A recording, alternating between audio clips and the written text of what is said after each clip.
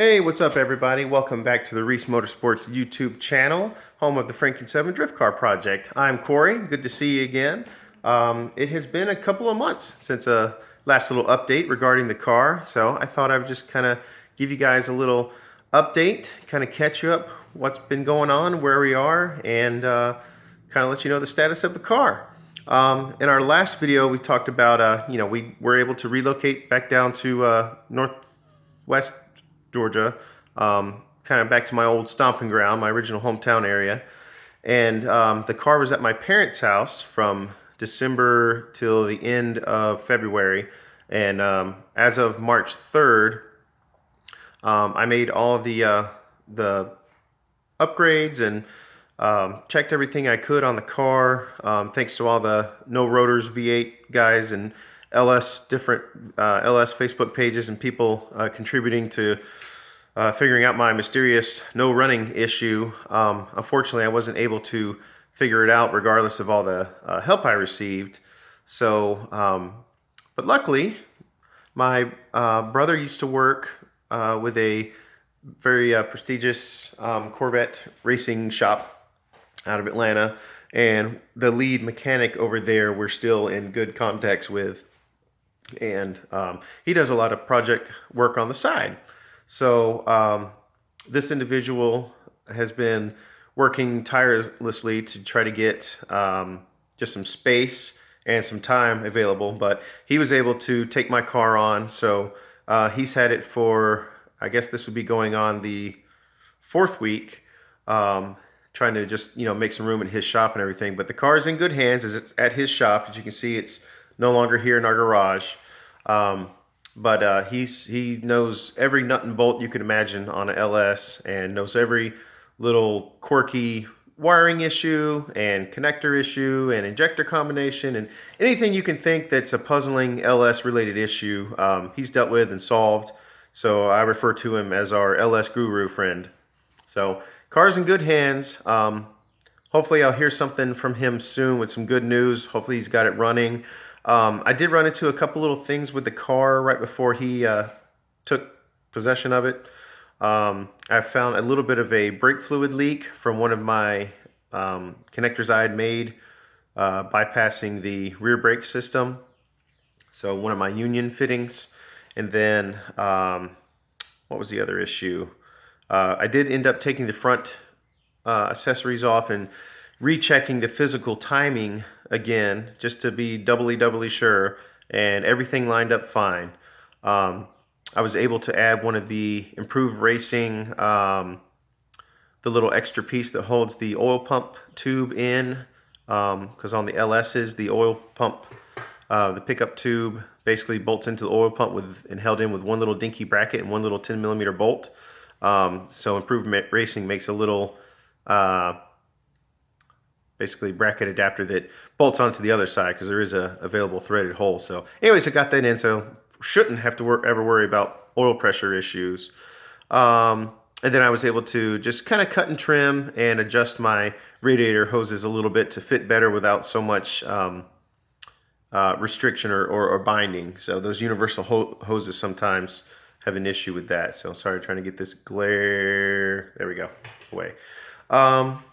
But yeah, otherwise I've been on the job market. Had, oh gosh, I think I've done maybe close to 40 applications online.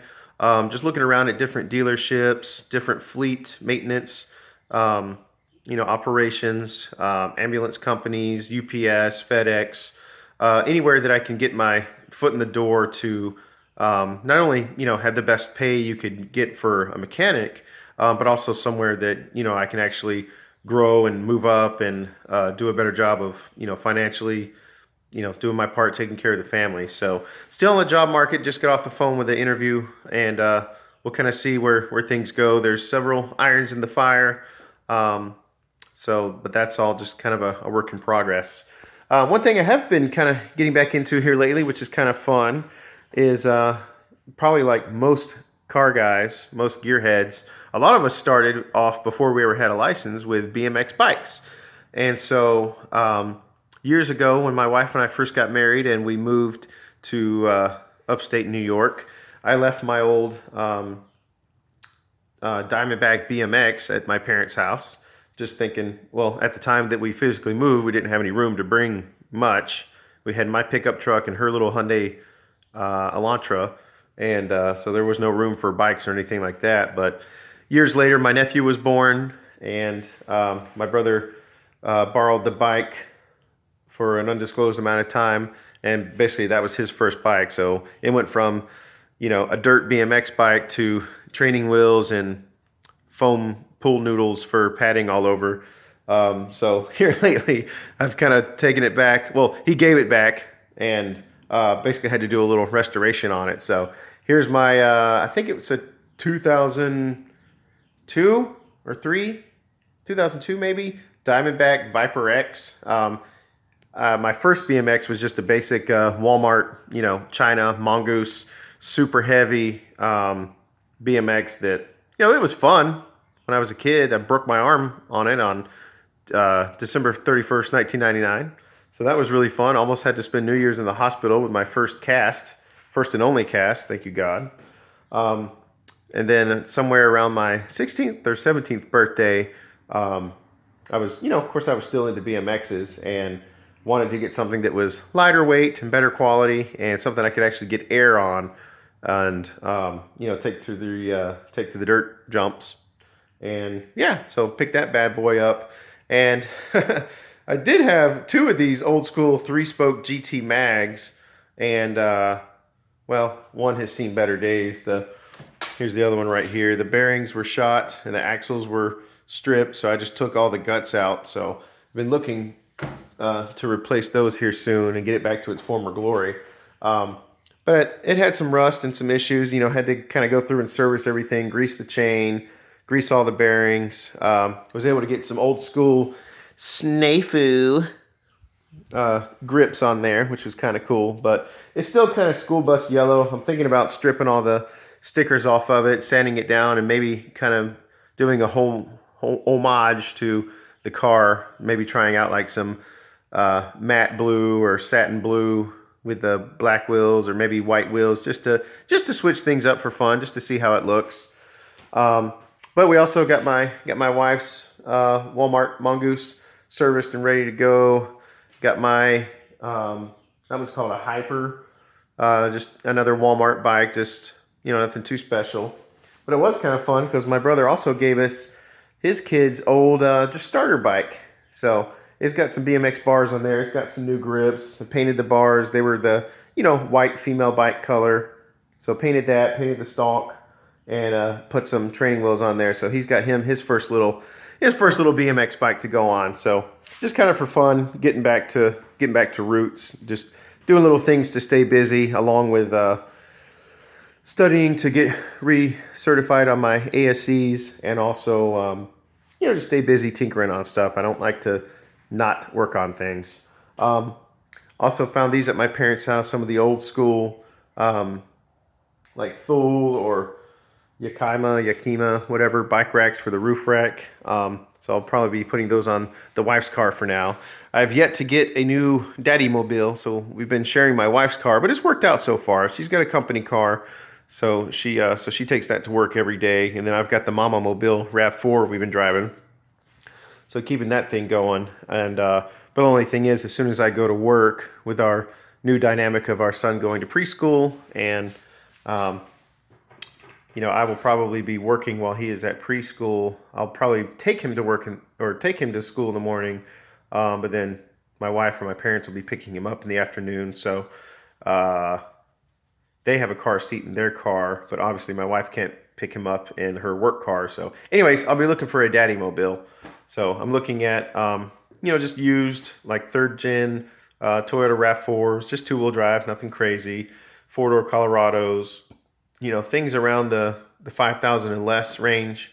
Just something that's, reliable, preferably with a tow hitch. So when the RX-7 is done, that I'll be able to, tow it to, drift events or whatever, if I'm ever able to actually go and slide.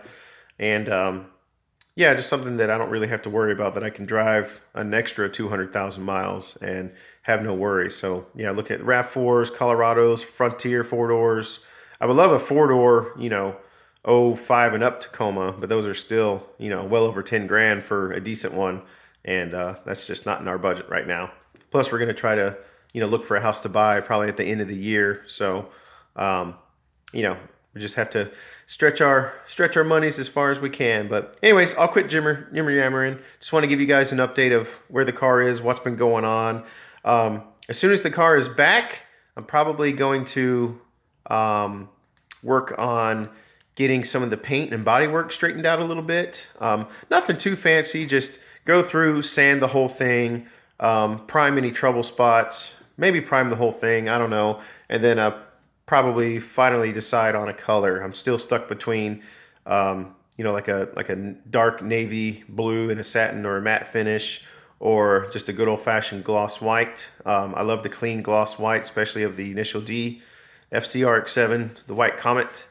But I have kind of the gray blue dash and interior pieces, so I don't know how that would clash. But I wanted to do more than just flat black or satin black. It looks nice when it's done properly, but I'll probably just be doing it with like a Harbor Freight spray gun or maybe even rattle cans. So I want to get the best I can for as least amount of money, and I know it's all in the prep. But anyways, we'll be working on some of the looks and aesthetics of the car.